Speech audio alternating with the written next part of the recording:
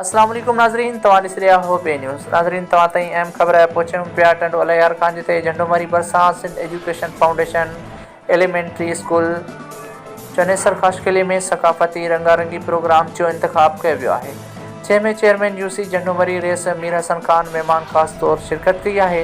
Programme जो आगाज़ तिलावत क़ुरान पाक सां बि कयो वियो। शागिर्दनि पारां तक़रीरूं, टेबलोज़, मलाखड़ो ऐं ॿिया काफ़ी सारा दिलि खे वणंदड़ प्रोग्राम बि कया विया।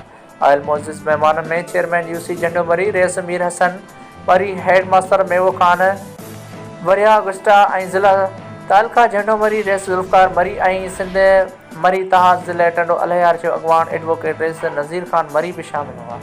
उन मौक़े ते प्रोग्राम जे अॻवान उस्ताद भगवान दास आयल सभिनी मुअज़्ज़िज़ महिमाननि खे सिंध जी सक़ाफ़त अजरक जा तोहफ़ा पेश कया।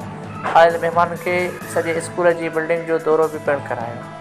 वधीक ख़बरुनि खे ॾिसण जे लाइ नाज़रीन ॾिसंदा रहो ऐं विज़िट कयो असांजो चैनल बे न्यूज़।